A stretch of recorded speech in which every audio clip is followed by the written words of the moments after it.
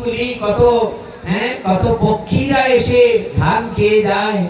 তখন কেউ যদি কোনো মায়েরা যেই মাত্র হাতে তালি দেয়, পাখি কুলি যেমন উড়ে যায়, তেমনি কলিকালে কত কাম, ক্রোধ, লোভ, মদ, মোহ আচ্ছাদ্য রূপ পাখি এসে হৃদয়ে যখন বসবে, তখন সবাই মদন বলে হরি বল বলিস, আর সবাই জোরে জোরে তালি দিয়ে দিয়ে নাম করিস, কিন্তু সব পাখি উড়ে যাবে, সব পাপ দূরীভূত হয়ে যাবে। মা, এক মণ দুগ্ধের মধ্যে যেমন এক ফোঁটা গোছনা পড়লে গোছনাটা নষ্ট হয়ে যায়, তেমনি এত ভক্তের মধ্যে যদি কেউ এসে দুই একবার বিরক্ত করে, দেখবে ভাগবত কথায় বিরক্তি আসে, অন্যেরা মনে করে যে তাই তো ভালো তো লাগছে না।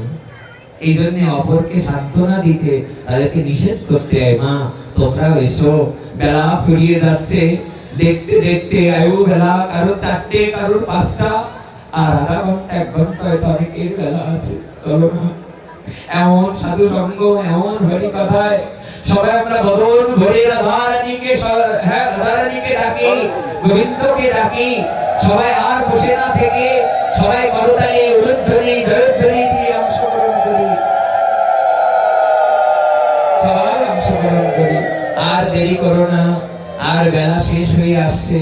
কত জায়গায় দেখা যায় পাখিরেও যে নাম লয় রে লয়, সুখ সারি আদি কত, তুমি যে ইহাতে আলস্য করো, এ হয় কেমন মত, দিবস রজনী আবল তাবল পেঁচাল পাড়িতে পারো, তাহার ভিতরে কখনো কেন কি গোবিন্দ বলিতে নারো। হে মন, কি লাগি আইলি ভাবে, এমন জন্মে হরি না বদিলি, সে তুই মানুষ কবে। মানুষ আকার হইলে কি হয়, করো ভূতের কাম, পাখিরেও যে নাম লয় রে লয়। যেন কালকে না পরশুদিন পাঠে বলছিলাম, একটা নিমন্ত্রণ দিতে গিয়েছি আমাদের বাগারপাড়ায়। তো যে বারান্দায় নিমন্ত্রণ দিতে গেছি, এক বারান্দায় উঠেছি, গ্রামবাসীরা 10-20 জন এসছে আমাকে দেখে। তাদেরকে আমরা বলিনি যে প্রেম সে বলো রাধে রাধে, আমরা বলিনি। দেখি হঠাৎ করে বারান্দার কোথা থেকে আওয়াজ আসছে, জয় নিতাই, জয় রাধা রানী। তাই আমি মাদের বাবাদের বলছি যে রাধা, এই জয় নিতাই, জয় রাধা রানী, এই কথাটা আসছে কোথা থেকে, সাউন্ডটা আসছে কোথা থেকে? দেখ মা আমাকে দাঁড়িয়ে বললেন, এটা আমরা বলিনি। দেখো ওই খাঁচার মধ্যে এক পাখি রয়েছে, সে বলছে জয় নিতাই, জয় নিতাই, জয় রাধে। সঙ্গে সঙ্গে পদকাটা এই লাইনটা আমার মনে পড়ে গেল, পাখিরেও যে নাম লয় রে লয়, সুখ সারি আদি কত, তুমি যে হাতে আলস্য করব, এ হয় কেমন মত, দিবস রজনী আবল তাবল পেঁচাল পাড়িতে পারো, তাহার ভিতরে কখনো কেন কি গোবিন্দ বলিতে নারো। একটা কথা বলি মা, উদ্ধব যেদিন বৃন্দাবনে গিয়েছিলেন, বুঝা যাচ্ছে কথা? উদ্ধব যেদিন বৃন্দাবনে গিয়েছিলেন, উদ্ধব রথের থেকে যখন বৃন্দাবনে নেমেছেন, নামার সাথে সাথে এক উপরের থেকে কফুটা জল পড়েছে। তো উদ্ধব মহারাজ উপরের দিকে তাকিয়ে বলছেন যে বৃষ্টি নেই, মেঘ নেই, জল পড়লো কোথা থেকে? হঠাৎ করে আকাশের দিকে তাকিয়ে দেখছেন এক গাছের ডালে 2টো পাখি। উদ্ধব মহারাজ উপরের দিকে তাকিয়ে বললেন যে জল কোথা থেকে পড়লো? পাখি দয় কাঁদতে কাঁদতে বললেন আমাদের চোখের জল। তাহলে পাখিরা কাঁদছে কেন, তোমরা কারা? তাহলে আমার নাম সুখ আর ওর নাম সারি। উদ্ধব মহারাজ বললেন কোন বৃন্দাবনে আসলাম, যে বৃন্দাবনে পাখিরা কাঁদছে কেন? সুখ সারি পাখি কাঁদতে কাঁদতে বলতে লাগলেন আমরা সুখ সারি গো, আমরা কাঁদছি। বলে তোমরা কাঁদছো কেন? তাহলে যেদিন থেকে এই ব্রজবিপিনে বৃন্দাবন ছেড়ে শ্রী গোবিন্দ যেদিন থেকে বৃন্দাবন ছেড়ে চলে গেছে, সেদিন থেকে আমরা চোখ মেলে তাকাইনি। সেদিন থেকে কান্না করাই আমাদের একমাত্র ভজন, আর কোনো ভজন নেই আমাদের। আমরা ওই দিকে তাকিয়ে আছি, যেদিক দিয়ে আমার প্রাণনাথ রথে করে চলে গেছে, সেই দিকে তাকিয়ে আছি। না জানি কবে আবার ব্রজ সুন্দর আমার শ্রী গোবিন্দ আবার বৃন্দাবনে ফিরে আসবে। দেখো পাখিদের প্রেম, এই প্রেম আমাদের হোক। এ যে প্রেম হনুমান বুক চিরে দেখিয়েছিল নিজ হৃদয়ে রাম সীতাকে প্রতিষ্ঠা করা, নিজের হৃদয়ে রাম রাম রাম রাম খোদাই করা, সেই প্রেম আমাদের হোক। কাল থেকে তারক ব্রহ্ম নাম সংকীর্তন হবে। এই নাম মহিমায় আমাদের নাম প্রেম হোক। জয় নাম ধেয়। সব শেষের নাম মহিমায় আর 2 মিনিট সময় চেয়ে নিচ্ছি সবার কাছে। দিবাস আছে জানো মা, এই নামে এমন কৃপা। রূপ গোস্বামী পাল বলছেন জয় নাম ধেয় মণিবৃন্দ গেয় জনরঞ্জনায় পরমোক্ষরাকৃতে তমনাদরাদপি মনাগরিতীর্থ নিখিল গুরতাপ পটলীম বিলুম পশি। फिर बोलो राधे राधे, बोले राधा रानी की। সব শেষে নাম মহিমা একেবারে একটা কথা বলে আমরা বাড়ি বিশ্রাম করছি। অদ্বৈত ঠাকুর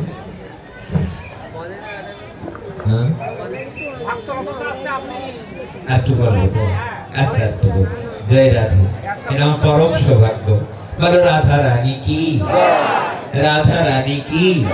কেউ যদি বলে যে রাধা রানী বলবো কেন, গোবিন্দ নয় কেন, এখন কোথায় আসছে? বৃন্দাবন। বৃন্দাবনে যে কার নাম করে মানুষ? রাধা রানী। রাধা রানীর নাম করে কিনা?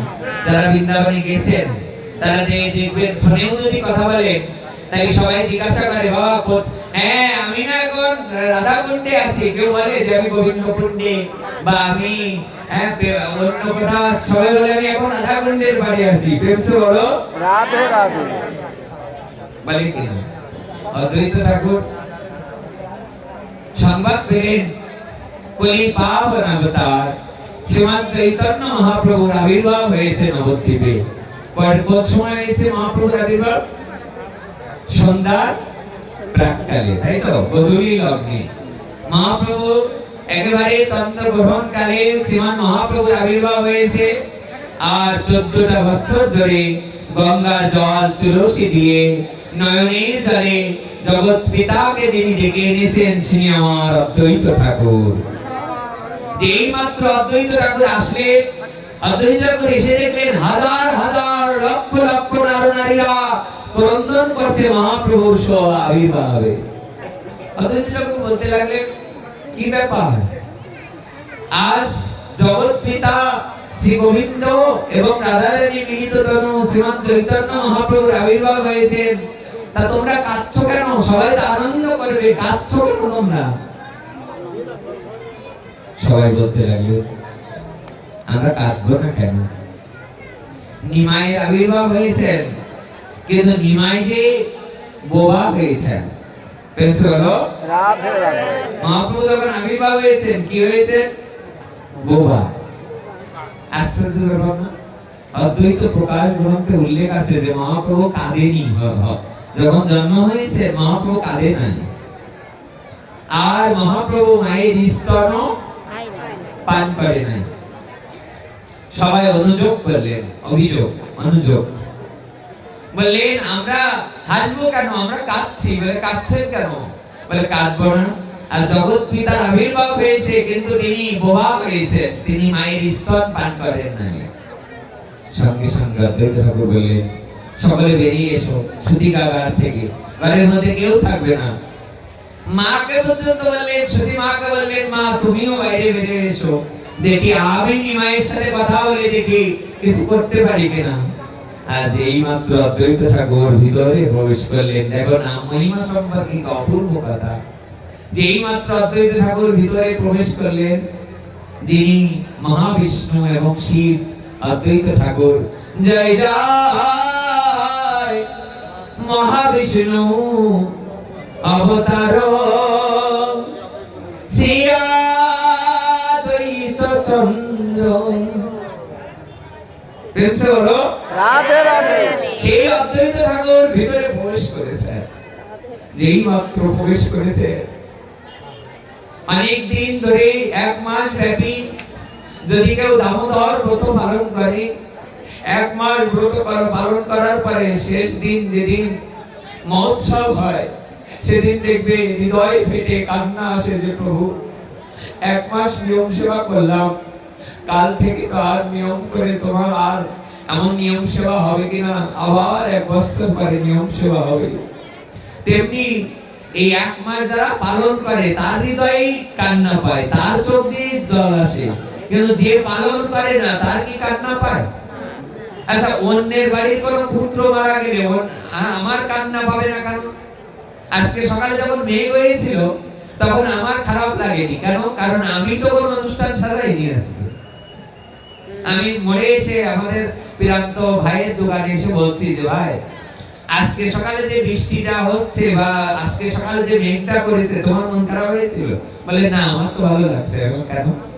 তাহলে কারণ আমার 15 বিঘে ধান মাঠে, আমার আনন্দ হচ্ছে। তার মানে থাকছে কার, মানে কষ্ট হচ্ছে কার? কেমসে বলো রাধে রাধে। কষ্ট হচ্ছে কার? বলে আজকে যদি কারোর বাড়ি অনুষ্ঠান থাকে, তাহলে আজকে যে এই জায়গা যারা কমিটি বৃন্দ আছে, ভক্তরা আছে, যদি সকাল থেকে ঝড় বৃষ্টি হয় তাদের খারাপ লাগবে নাকি? লাগবে কি না বলো? যদি এখানে ভক্তরা না আসতে পারে খারাপটা লাগবে কার? ভক্তদের খারাপ লাগবে, যারা কমিটি বৃন্দ তাদের খারাপ লাগবে। তেমনি মহাপ্রভু যে বোবা কালা হয়েছেন এর জন্য কষ্টটা কার হচ্ছে? অদ্বৈত ঠাকুরের। কেন? 14টা বছর গঙ্গার জল তুলসী দিয়ে কেঁদে কেঁদে সেদে সেদে তাকে জগতে আনা হলো। এটা বলেই বিশ্রাম দিচ্ছি, কীর্তনিয়াদের কষ্ট পাওয়ার কিছু নেই। প্রেমসে বলো রাধে রাধে। আমি না আরো জোরে শুনতে চাই রাধা রানী কে। হয়তো এত বড় আসক্ত পিছনে কথা যাচ্ছে কিনা আমি জানি না, এবং তাদের বদন দর্শন করা যাচ্ছে না দূর থেকে। আমি ভক্তদেরকে বলবো আগামী বছর যেন ওই পাশটা উঁচু করে দেয় মাটি দিয়ে, তাহলে সুন্দর হবে, সমান করে দেয়। অদ্বৈত ঠাকুর ভিতরে ঢুকলেন, মহাপ্রভুকে দেখে অদ্বৈত ঠাকুর কাঁদতে লাগলেন। মহাপ্রভু কাঁদতে লাগলেন, অদ্বৈত ঠাকুর কাঁদতে লাগলেন। দুজনে দেখে মনে হয় যেন ঠারে কথা হয়। কিসে? ঠারে ঠারে কথা হচ্ছে। যেই মাত্র ঠারে ঠারে কথা হচ্ছে, অদ্বৈত ঠাকুর বলছে জগৎজীবের মঙ্গলের জন্য আসলে, যদি কৃপায় যদি করতে আসলে জগতে, তাহলে কৃপায় এত কৃপণতা কেন? যদি কৃপায় করতে আসলে জগতে, তাহলে কৃপায় এত কৃপণতা কেন? এই পৃথিবীর জগতের দুয়ারে যদি নাম প্রেম প্রচার করতে এসেই থাকো, তাহলে বোবা হয়ে এসেছো। অদ্বৈত ঠাকুর বলেন কই, আমি তো বোবা হই না। তাহলে বোবা যদি না হবে তাহলে কাঁদো নাই কেন? আর মায়ের দুধ কেন পান করলে না, দুগ্ধ কেন পান করলে না? এই কথা বলার সাথে সাথে মহাপ্রভুকে উত্তর দিতে লাগলেন। মহাপ্রভু উত্তর দিতে লাগলেন, ও ঠাকুর, আমি যে কান্না করিনি এর একটা কারণ হলো, তুমি তো জানো আর কেউ না জানুক, যেই নাম সেই কৃষ্ণ ভজ নিষ্ঠা করি, নামের সহিত আছে আপনি শ্রী হরি। বীজের ভিতর বৃক্ষ যেমন যায় না কভু দেখা, তারক ব্রহ্ম নামের মাঝে যুগল মূর্তি আঁকা। তাই চলে যেও না, একটু দাঁড়াও, শোনো মধুমাখা এই নাম, এই নামেই তুমি পাবে মুক্তি, পাবে বোধের ঘনশ্যাম। একটা নারকেল গাছ বলুন, একটা তাল গাছ বলুন, ওইটা কিসের মধ্যে ছিল? একটা আটির মধ্যে, একটা বীজের মধ্যে ছিল কি? বলে বীজের মধ্যে যেমন তাল গাছটা, নারকেল গাছটা, একটা কাঁঠাল গাছ, এত মোটা গাছ দর্শন করা যায়, বীজ যখন থাকে। একটা আটির মধ্যে এত মোটা গাছ দেখা যায়, কিন্তু আটিটা যেদিন পুঁতে দেওয়া হয়, আটিটা যেদিন মৃত্তিকার পরে দেওয়া হয়, জলসিঞ্চন করা হয়, তখন তখন ধীরে ধীরে ধীরে ধীরে তার ভিতরে যেমন গাছ পরিলক্ষিত হয়, তেমনি নামের মধ্যে যে আমার রাধা মাধব আছে, যুগল প্রতি আঁকা আছে, তা সেদিন দর্শন করা যাবে যেদিন শ্রী গুরুদেবের বীজ মন্ত্রের দ্বারা, সাধু সঙ্গ, হরি নাম, হরি কথার দ্বারা ভক্তরা সঙ্গ করবে, সেদিনই তার মধ্যে দর্শন করা যাবে। আর অদ্বৈত ছেড়ে দিচ্ছি বাবা। বাবা তাকে বলতে চাইছে যেন face is the index of mind. There is a proverb in English language. ইংরেজি ভাষায় একটা প্রবাদ আছে, চোখ যে মনের কথা বলে। কি বলতে চাই এটুক তো ওখান থেকে বুঝতে হবে। তা আমরা এই কথাটি বলি, আপনারা মনক্ষুণ্ণ হবেন না। আমি চরণ ধরে নিবেদন করছি, দেরি করে শুরু করার কারণে হয়তো দুটি কথা আলাপনে আমরা ধীর স্থির মননে চিন্তনে কিছু বলতেই পারছি না, তবুও উৎকণ্ঠা নিয়ে একেবারে তত্ত্বতা তীব্রতা নিয়েও দুটো কথা যে গুরুদেব বলালেন, এটাই আমরা যেন পাথেও হোক আমাদের হৃৎকর্ণ রসায়নে, হৃদয়ে যেন আনন্দ লাগে। যেই মাত্র মহাপ্রভু বললেন, ঠাকুর আমি দুগ্ধ এই জন্য পান করি নাই, এই জন্য কাঁদি নাই। আমি কাঁদবো কেন? আমি যে জগতে নাম প্রচার করতে এসেছি, কিন্তু আমার আবির্ভাবের সাথে সাথে কোন মায়েরা উলুধ্বনি করে নাই, তারা জয়ধ্বনি করে নাই, তারা হরণ ধরে বলে নাই হরে কৃষ্ণ কৃষ্ণ কৃষ্ণ হরে হরে, হরে রাম রাম রাম হরে হরে। বলে আমার আবির্ভাবে কেউ একটু নাম উচ্চারণ করলো না, তাহলে আমি কাঁদবো কেন? আবার বলো, আমার আবির্ভাবে যদি এই জগতের কোন মায়েরা বাবারা যদি হরি নাম না করে, উলুধ্বনি জয়ধ্বনি না করে, তাহলে আমি কাঁদবো কেন? বলো। অদ্বৈত ঠাকুর বললেন, ও এই আমাদের ভুল হয়েছে না, এই আমাদের ভুল হয়েছে। বলে আর দ্বিতীয় কথা বলো, দ্বিতীয় কথা বলো, মায়ের স্তন কেন পান করো না, দুগ্ধ কেন পান করলে না? দ্বিতীয়টার উত্তর দাও। সঙ্গে সঙ্গে মহাপ্রভু বললেন, আপনি আচরিয়া ধর্ম জীবের শিখায়, নিজে না করিলে ধর্ম শিখানো না যায়। আপনি আচরিয়া ধর্ম জীবের শিখায়, এই তো গীতা ভাগবতে গায়। বললেন, তোমার মায়ের দীক্ষা হয়নি। রাধে রাধে। কি বললো জানো অদ্বৈত ঠাকুর? বললেন, এইবার কিন্তু বাড়াবাড়ি হচ্ছে। এবার কিন্তু তুমি জানো তোমার মায়ের গুরুদেবকে, তোমার মায়ের বললে যে মায়ের মায়ের দীক্ষা হয়নি, স্তন পান করছো না, দুধ খাচ্ছ না। তোমার মায়ের গুরুদেব তো আমি, যে মহাবিষ্ণু থেকে 10 অবতার এসেছেন, যে ভোলানাথ স্বয়ং ভগবান শঙ্কর দেবাদিদেব, সেই মিলিত তনু অদ্বৈত ঠাকুরের শিষ্য। তাহলে আমার শিষ্য, তাকে তুমি বলছো দীক্ষা হয় নাই। বললেন, ক্ষমা করবেন, মায়ের দীক্ষা হয়েছে, দীক্ষা মন্ত্র কর্ণে দেওয়া হয়েছে বটে, কিন্তু ধান লাগানোর আগে যেমন জমি চাষ করে নিতে হয়, তেমনি দীক্ষা মন্ত্র দেওয়ার আগে হরে কৃষ্ণ কৃষ্ণ কৃষ্ণ হরে হরে, হরে রাম রাম রাম হরে হরে নাম দেওয়া হয় নাই কারণে। সঙ্গে সঙ্গে সাধু বললেন, অদ্বৈত ঠাকুর বললেন, ও এই কথা, হ্যাঁ বুঝতে পারিনি নিমাই। সঙ্গে সঙ্গে অদ্বৈত ঠাকুর বাইরে গেলেন, বেরো বেরো, সবাই উলুধ্বনি করো, সবাই জয়ধ্বনি করো, কৃষ্ণ নাম করো। আর মাকে, সতী মাকে যে বললেন, সতী মা যাও, মা গঙ্গা থেকে স্নান করে এসো, মা আবার তোমার দীক্ষা হবে পুনরায়। মা স্নান করে আসলেন, কর্ণে হরি নাম দিলেন, আর হরি নাম দেওয়ার সাথে সাথে দীক্ষা মন্ত্র দান করে দিলেন। সঙ্গে সঙ্গে মহাপ্রভু সেই স্তন পান করলেন, কেঁদে উঠলেন, আর সব ভক্তরা ধ্বনি করতে লাগলেন, জয় মহাপ্রভু, জয় মহাপ্রভু, জয় মহাপ্রভু ধ্বনি করতে লাগলেন।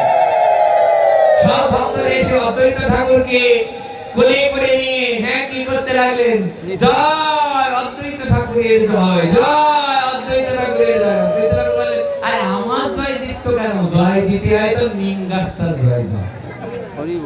ফেলছে বলো কিসের জয় দিতে বললে অদ্বৈত প্রকাশে কি অপূর্ব কথা শোনো দিয়া মন যে কথা শ্রবণে হবে সর্ব পাপ বিমোচন অপূর্ব তাহার কথা শোনো দিয়া মন যে কথা শ্রবণে হবে সর্ব পাপ বিমোচন শুধু কি পাপ দূর হবে শুনিলে চৈতন্য কথা ভক্তি লভ্য হয় বুঝিয়ে বা না বুঝিয়ে কেহ শুনিতে শুনিতে সেহ কৃষ্ণে হৃদয়ে প্রীতি বুঝিবে রসের রীতি শুনিলেই বড় হয় হিত আপনি করি আস্বাদনী শিখাইল ভক্তগণে প্রেম চিন্তামণির প্রবোধনী নাহি জানে স্থানে স্থান যারে তারে কইল দান মহাপ্রভু দাতা শিরোমণি ওইসে গুপ্ত ভাব সিন্ধু ব্রহ্মা না পায় এক বিন্দু সেই প্রেম বিলাইল সংসারে এ কহিবার কথা নাহি